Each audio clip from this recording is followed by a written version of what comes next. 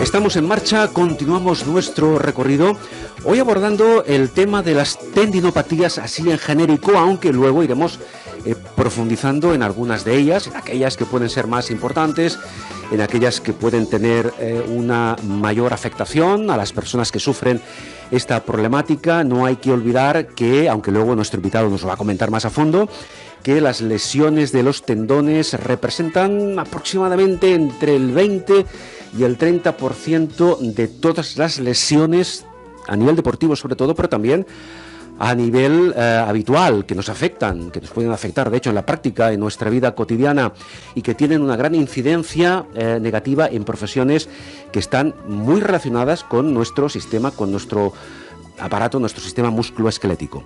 Vamos a hablar de este tema, de esta cuestión, con un especialista a quien les presento en un instante, con el doctor Pablo Fernández de Retana, que es cirujano ortopeda del Servicio de Cirugía Ortopédica de la Clínica Tecnon y del Hospital General de Cataluña.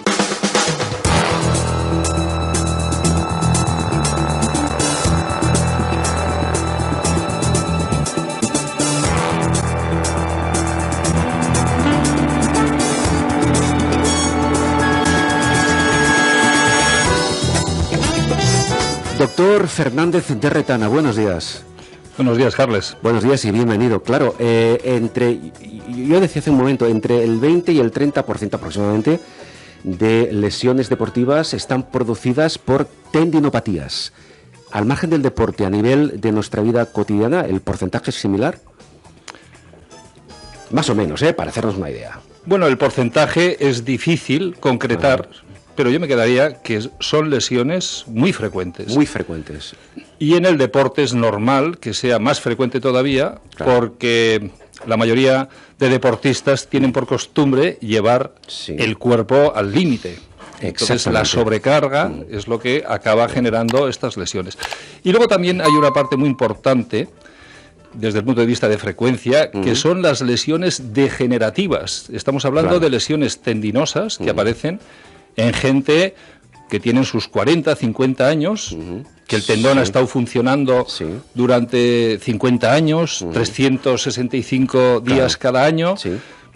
Esto acaba generando una serie de lesiones, porque también desde el punto de vista de diseño del cuerpo hay una serie de tendones que están en peor situación.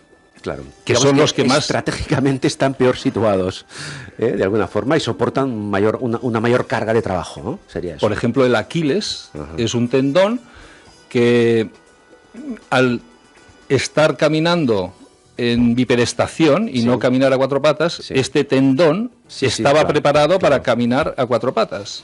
Pero como caminamos en bipedestación... ahora? Nuestro tendón de Aquiles está preparado para caminar a cuatro patas. Bueno, desde el punto de vista de la evolución, venimos de animales que iban a cuatro patas.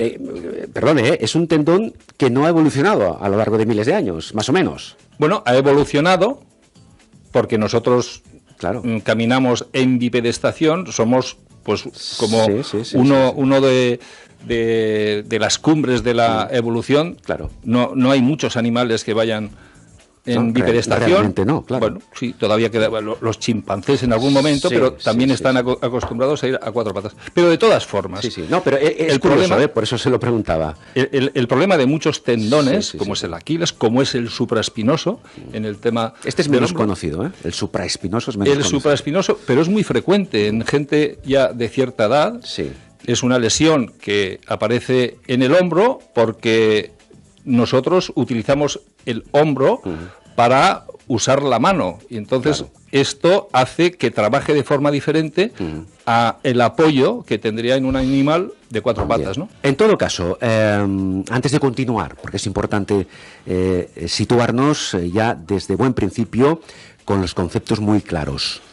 ¿Qué es un tendón, doctor? La pregunta es obvia. ¿Qué es un tendón? El tendón es una estructura de colágena principalmente que transmite la fuerza del músculo al hueso. Es lo que une el músculo con el hueso, de tal manera que cuando se contrae el músculo, se mueve el hueso a través de las articulaciones. Es el nexo de unión entre el músculo y el hueso. Y está formado, si no he entendido mal, básicamente por colágeno. Sobre todo por colágeno. Hay varios tipos de colágeno. Es una estructura realmente compleja. Sí. Esta estructura todavía es más compleja en la unión del tendón con el hueso, porque cuando se mira al microscopio nos damos cuenta que allá hay una zona de transición que tiene que ser de una estructura suficientemente estable para que no se rompa después de utilizar este tendón durante años y años, ¿no? A veces esto no se produce, se degenera el tendón y aparecen los diferentes problemas. Bien, hemos establecido, usted, doctor, ha establecido de entrada, digamos, 2 grandes ámbitos. Problemas con el tendón originados o causados por actividad física, actividad deportiva, y otro tipo de problemáticas que aparecen al paso de los años, digamos, por el uso habitual, el uso cotidiano, ¿verdad? Serían estas los grandes grupos de lesión que vemos. Serían estas 2 grandes clases de afectación que pueden sufrir en plural nuestros tendones. ¿Se sabe cuántos tendones tenemos? Es decir, ¿conocemos el número de tendones que tenemos en nuestro organismo, en nuestro cuerpo? O, se lo pregunto de otra forma. ¿El sistema musculoesquelético del ser humano, cuántos tendones tiene? ¿Eso lo sabemos?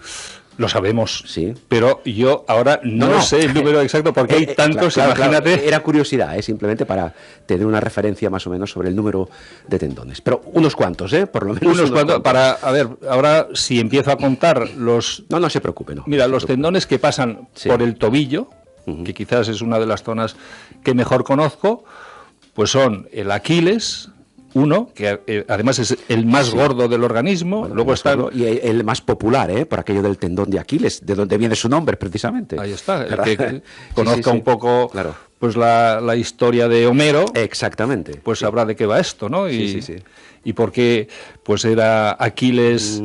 Resulta que después del baño que le dio su madre... Exactamente, estaba protegido, pero como su madre lo cogió por el talón, aquella zona quedó desprotegida y es donde le hincaron la flecha. Ahí acabó Aquiles y su tendón. Ahí concluyeron su historia.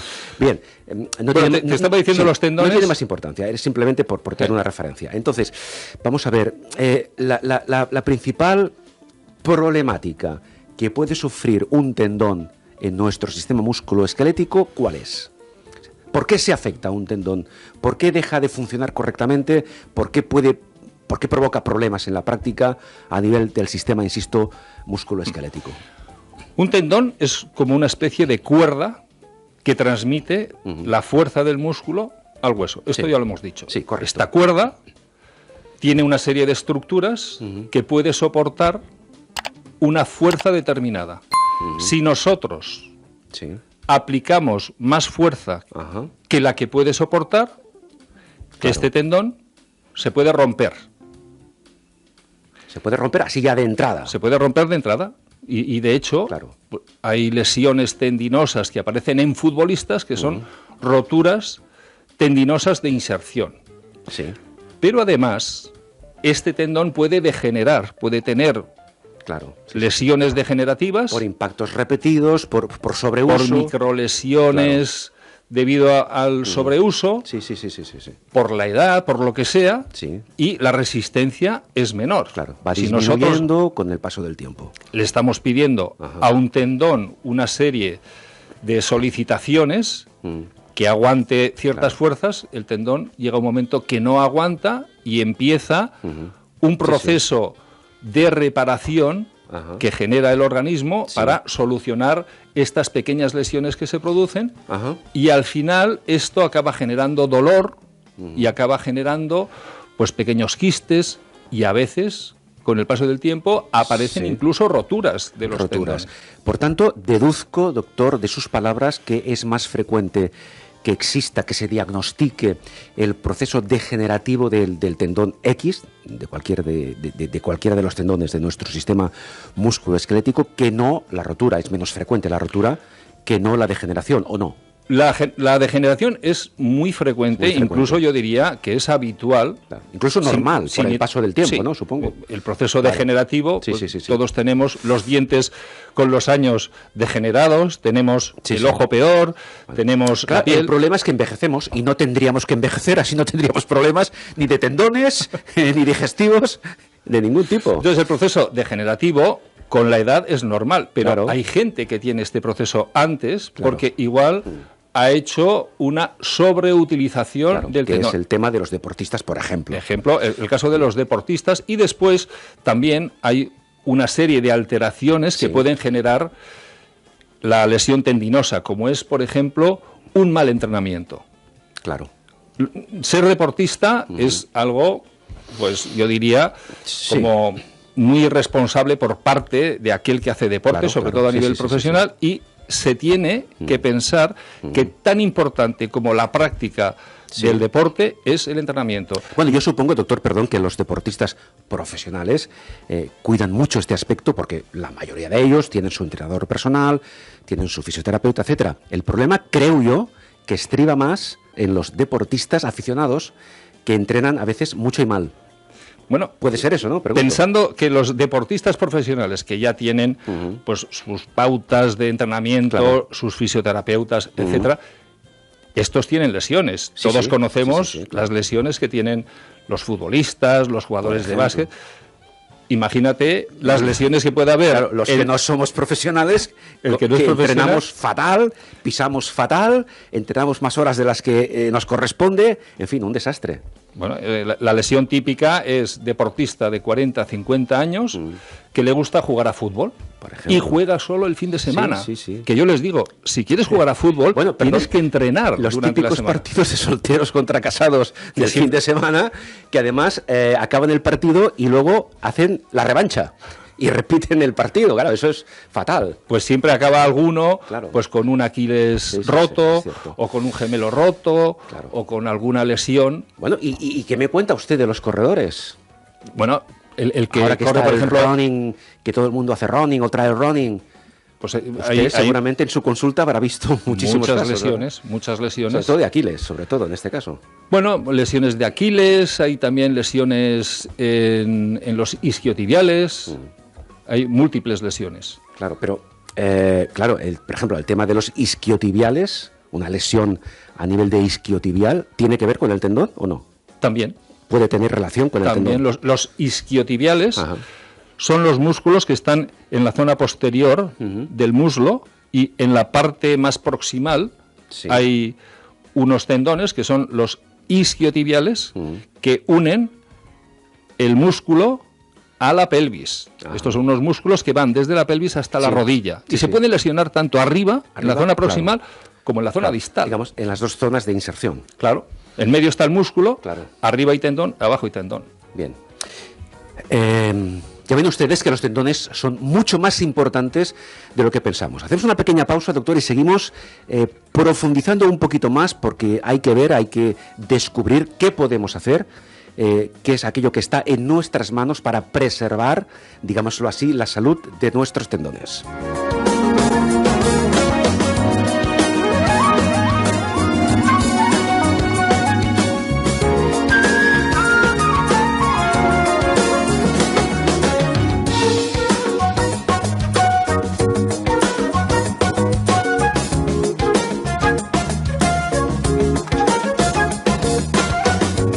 Onda Cero Catalunya, amb bones mans, amb Carles Aguilar.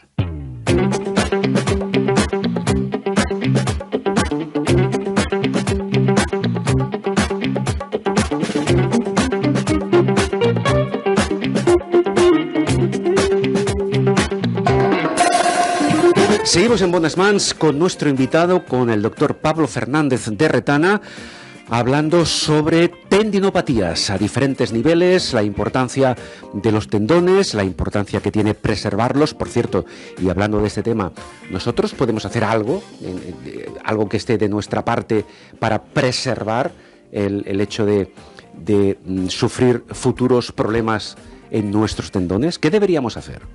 ¿O qué podemos hacer? Lo que podemos hacer es realizar una actividad física acorde con la resistencia que tiene nuestro tendón. Claro, esto dicho así, ¿cómo podemos saberlo? Claro. ¿Cómo podemos hacerlo? Si queremos hacer algún tipo de deporte, lo primero tenemos que hacer el entrenamiento adecuado. Claro. Si estamos corriendo, correr no es ponerse unas zapatillas y salir a correr. Esto es un error. Sí. Porque hay que tener la información adecuada para hacer los estiramientos adecuados, para hacer las pautas de entrenamiento adecuadas, para hacer los estiramientos después, para llevar una nutrición adecuada, y con todo esto... Es todo un concepto global, ¿eh? Con todo esto estamos evitando las lesiones, que no quiere decir que se reduzca a cero, No, porque claro, también claro, el riesgo cero no existe. También hay pacientes que son más susceptibles de tener lesiones. En equipos de fútbol, todos lo sabemos, hay una serie de jugadores que siempre se lesionan y hay otros, curiosamente, que nunca se lesionan. Y todos entrenan igual. Y están haciendo el mismo entrenamiento. Entonces hay un factor constitucional, que esto no podemos cambiarlo, pero lo que sí que podemos cambiar es pues llevar una vida sana, un entrenamiento adecuado, una nutrición adecuada. Queda claro. Doctor, cuando tenemos un problema en nuestro tendón, en nuestros tendones, localizado donde sea, ¿qué se hace a nivel clínico? ¿Qué alternativas de tratamiento existen? Claro, bueno, aquí esto estará en función del tipo de lesión, etcétera, pero así a grandes rasgos. Afortunadamente, la mayoría de lesiones tendinosas responden bien al tratamiento conservador. Y el tratamiento conservador principalmente es frío, local. Se puede combinar con algún antiinflamatorio, aunque durante mucho tiempo no es aconsejable. Sí. Se puede hacer tratamiento con terapia física. Dentro de las terapias con rehabilitación hay múltiples alternativas. Sí. Tenemos, ahora que me vengan a la cabeza, pues las ondas de choque, por ejemplo. Otro tratamiento es la punción percutánea intratisular. Otro tratamiento. Hay múltiples tratamientos. Claro, que se aplican ultrasonidos, etcétera. Del tipo de lesión que exista, ¿no? Ahí está. Se discrimina el tipo de tratamiento. Por cierto, hablando de ondas de choque, en algunos casos una lesión en el tendón, supongo que en este caso quizá me refiero más al tendón de Aquiles, o en otros, o también en otros tipos, o también en otras localizaciones, se pueden producir las llamadas calcificaciones, ¿verdad? Exacto. Explícanos un poco, por favor. Bueno, una calcificación es un depósito cálcico que aparece en un tendón. Esta calcificación está en una zona donde tiene que haber colágeno. ¿Por qué se ha producido esta calcificación? Porque ha habido un proceso degenerativo que ha desencadenado un proceso reparativo, y este proceso de reparación no ha generado el tejido adecuado, sino que ha generado un depósito de calcio. El depósito de calcio... Un depósito anómalo, que no debería estar ahí. No debería estar ahí. A veces también hay calcificaciones en las inserciones. Hay tendinitis de inserción, que lo que hay es como una especie de punta de hueso, como una proliferación ósea, que también esto acaba generando una tendinopatía crónica, que a veces tarda mucho tiempo en curarse, y en ocasiones a veces esto necesita cirugía para tratarlo. Y ahí, en esos casos concretos, en esas calcificaciones, ¿qué función cumplen las ondas de choque? ¿Qué hacen? ¿Son tratamientos efectivos? ¿Pueden serlo? Vamos, pregunto. Son tratamientos que tienen efecto antiinflamatorio. Son ondas de alta energía que lo que generan es como una nueva situación en el tendón, de tal manera que los mecanismos reparativos que tiene el organismo pueden acabar reparando de forma correcta el tendón. Pero, por ejemplo, las ondas de choque serían capaces de disolver esa calcificación? Puede ayudar. Puede ayudar. Puede ayudar. En todo caso sería un proceso más largo, ¿verdad? Puede ayudar. No actúan de un día para otro. A veces incluso se puede pinchar la calcificación porque es una especie de líquido lechoso que se puede sacar. Ajá. Pero a veces la calcificación lo que hay que hacer es quitarla porque no hay forma de que se vaya. Claro, supongo que dependerá de cada caso en concreto. Bien, doctor, ¿existe algún agente externo que pueda ayudarnos a preservar la salud de nuestros tendones? ¿Agente externo te refieres a algún tipo de...? Por ejemplo, yo he oído hablar de determinados... se ha oído hablar de determinados complementos alimentarios que pueden ser útiles para fortalecer los tendones. ¿Usted qué opina de esto? Bueno, los hay. Hay nutracéuticos, ¿te refieres a esto? Exactamente, la palabra técnica es nutracéuticos. Que es una palabra que viene de un elemento nutritivo que está vendido, que se vende por industrias farmacéuticas. Exactamente. De ahí viene el término. Sí, que son complementos alimenticios, que no son medicamentos. Son complementos alimenticios, no son medicamentos. Esto hay que reseñarlo. Hoy en día, cuando vamos a una farmacia, resulta que lo que yo veo fuera de la farmacia, lo que puedo comprar, resulta que es algo que yo no estudié en medicina. No me explicaron todos estos tratamientos claro. Con colágena, con condroitin sulfato. Cuando usted estudiaba la carrera eso no existía. Bueno, no al menos no era habitual. No era habitual. Nosotros, bueno, cuando yo empecé la residencia en el hospital clínico, a mí me enseñaron a dar antiinflamatorios y los pacientes, de hecho, pues tomaban antiinflamatorios. Sí. Hoy ha cambiado esta situación. Los pacientes no quieren tomar antiinflamatorios. Ya tienen la idea... Tienen muy mala prensa, últimamente. Los pacientes tienen la idea que los antiinflamatorios generan problemas. Y es cierto. Claro. Un antiinflamatorio puede curar mucho, pero también puede lesionar mucho. Tiene efectos secundarios que a veces no son deseados. Bueno, puede generar un problema de úlcera, puede generar un problema hepático, un problema renal. Sí. Los complementos alimenticios, afortunadamente, no tienen efectos adversos, quitando alguna alergia, algún pequeño problema. Claro. Son complementos alimenticios, pero curiosamente funcionan.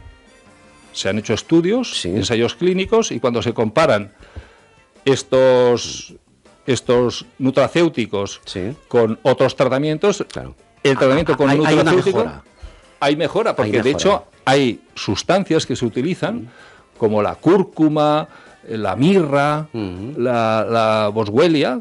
Bueno, ahora me viene a la cabeza un medicamento, un nutracéutico de estos, que es el tendosulfur. Tendisulfur, exactamente, sí. El tendisulfur, que además está específicamente diseñado para establecer un tratamiento conservador.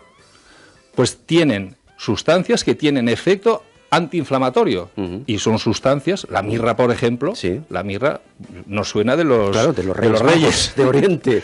Y la boswellia también tiene algo que ver con el incienso, o sea que hay dos sustancias que ya tienen pues casi más de 2000 años. Además, hablando de los nutracéuticos, el concepto básico es el siguiente: los complementos alimenticios forman parte de la estrategia conservadora, como he dicho, para el tratamiento de las tendinopatías. Básicamente se utilizan para, se lo comento para que usted complemente la información o diga si está o no de acuerdo como experto. Primero, reforzar el recambio fisiológico del tejido tendinoso. Sería una primera misión, una primera función. Prevenir inflamación y degeneración, y preservar y reparar el tejido tendinoso que está dañado. Básicamente se resumen en estos tres conceptos. ¿Está de acuerdo usted? Estoy de acuerdo. De hecho, el tratamiento con nutracéuticos inicialmente se empezó a utilizar sobre todo en deportistas. Claro. ¿Por qué? Porque estos, si podemos decir pacientes, tienen mayor gasto de las sustancias que necesitan para reparar el tendón. Entonces estos pacientes, estos deportistas, necesitan un mayor aporte de sustancias para tener el tendón en condiciones. Y estas sustancias en algunos países funcionan mucho más que en España. Claro, aquí es algo relativamente nuevo, digamos. Es algo que hace 10 años no pasaba. Tú ibas a una cena de amigos y la gente pues no hablaba de tomar colágena, de tomar magnesio, de tomar estos complementos. Hoy en día, porque en una cena de 10 personas, pues igual hay 2 o 3 que están tomando algo o más. Incluso usted, doctor, en su consulta, estoy prácticamente convencido que a más de 1 o a más de 2 o a más de 3 de sus pacientes les dirá o les sugerirá que utilicen nutracéuticos. Bueno, es que me lo piden los pacientes. Ya se lo piden directamente. Claro, yo no me atrevo a decirlo, pero bueno. Entonces es más que los pacientes hoy en día te dicen, oiga, mire, yo no quiero antiinflamatorios. Debe usted un nutracéutico. Ellos me dicen, ¿cuál cree usted que es mejor? Porque ahora el problema que tenemos los médicos es que cada vez hay más marcas diferentes y más hay tantas marcas que tienes que elegir. Y tienes que decidir cuál das a tus pacientes. Eso es bueno, porque cada vez en la práctica tenemos más alternativas para tratar los problemas de tendón, ¿verdad? Sí, sí. Por último, doctor, claro, independientemente de la gravedad de la lesión, independientemente de la mayor o menor predisposición, como usted decía antes, que tenga uno para lesionarse, etcétera, y en el caso, evidentemente, de que no nos estemos refiriendo, en el caso, evidentemente, de que no nos refiramos a una ruptura, a una rotura de inserción, por ejemplo, en general, un problema con el tendón puede resolverse con una mínima repercusión para la calidad de vida de la persona que la ha sufrido. Bueno, es una pregunta muy genérica, es muy genérica, pero para que nos hagamos una idea. Porque esto depende de la lesión que tenga el tendón. Claro. En general. Vamos a excluir la ruptura, eso al margen, porque en muchos casos, como usted decía, tiene una solución quirúrgica. Excepto la ruptura. Nosotros podemos hacer pruebas para ver cómo está el tendón. Podemos hacer una ecografía, podemos hacer una resonancia. Son las pruebas principales que nos van a decir cómo está este tendón. Muy bien. Hay especialistas que tienen mucha experiencia con la ecografía y esto nos aporta mucha información. Yo tengo más experiencia con la resonancia. Ajá. Y la resonancia nos puede decir el nivel de lesión que tiene el tendón. En función del nivel de lesión que tenga este tendón, el pronóstico es mejor o peor. Cuando hay una alteración estructural del tendón, cuando hay quistes, cuando hay calcificaciones, este tendón tiene peor pronóstico. Claro. Pero a veces hacemos una resonancia y no vemos una alteración estructural. Este paciente tiene buen pronóstico. Tiene buen pronóstico y puede llegar a recuperarse en un porcentaje altísimo. Exacto. Porque, claro, la principal consecuencia de muchos problemas tendinosos es el dolor, ¿verdad? Ahí está. Dolor la incapacidad que genera. Claro. Y, bueno, piensa que hay muchos deportistas que hacen deporte con dolor. Claro. Sí. Bien, doctor, ha sido muy interesante. Claro, ¿qué síntomas pueden ponernos en estado de alerta de que alguno de los tendones que tenemos distribuidos por nuestro sistema musculoesquelético está sufriendo algún problema para que vayamos al especialista? Normalmente el diagnóstico de una tendinopatía es bastante fácil. Ajá. Aparece dolor. Ese sería el primer gran síntoma, dolor. Sobre el tendón, que la mayoría de los tendones tenemos que pensar que se pueden hasta palpar. Claro. El caso de un Aquiles, el paciente viene a la consulta y dice, oiga, me duele aquí. Tú le tocas el Aquiles y le duele. Claro. Y a veces incluso está abultado. Claro. Cuando hay una tendinopatía nodular, tú tocas y ves que esto está aumentado. Hay una tumefacción. Es muy fácil. A veces incluso está rojo, porque hay un eritema.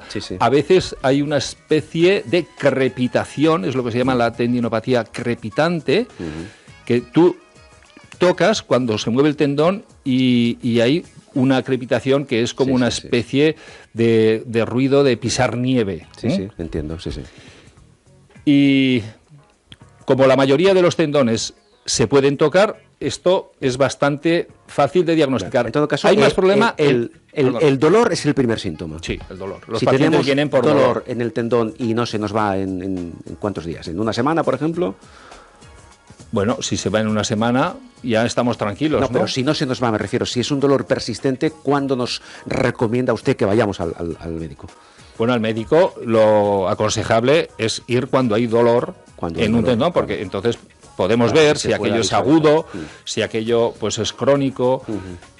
Siempre cuanto antes mejor, porque hay que analizar si hay alguna anomalía a la hora pues de entrenar, o si hay alguna alteración en los ejes. O es decir, que el especialista es mejor que vea el problema en caliente, por decirlo así. Cuanto antes en ese momento, en el momento en que duele, cuando se manifiesta dolor, claro, es el mejor momento para diagnosticarlo. Y podemos hacer pruebas, podemos saber cómo está el tendón, y esto nos marcará un poco el pronóstico.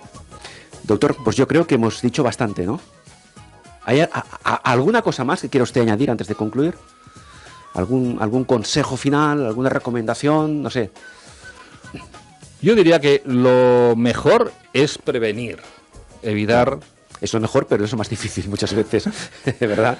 Bueno, pero siempre es conveniente que si tenemos algún dolor o algún problema, no cuesta nada el pedir visita con un especialista y que nos oriente qué se puede hacer.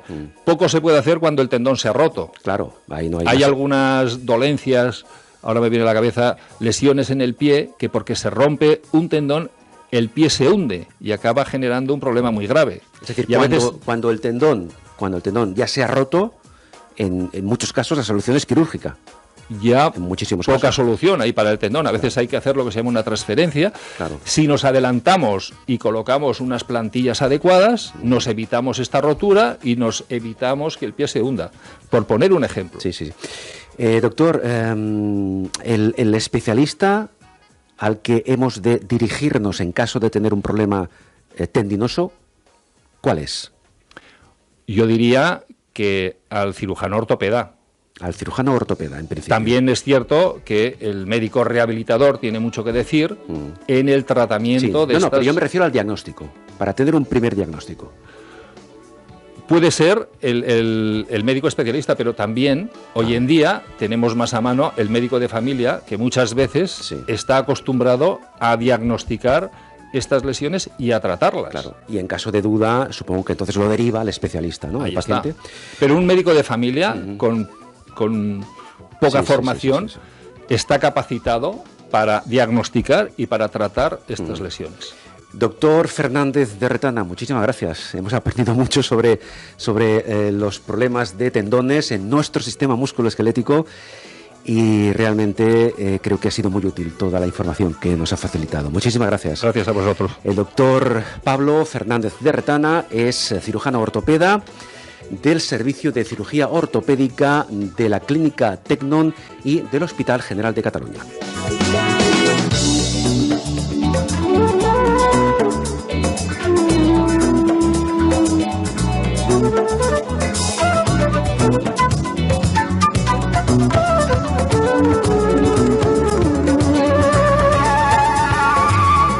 Amb bones mans, amb Carles Aguilar.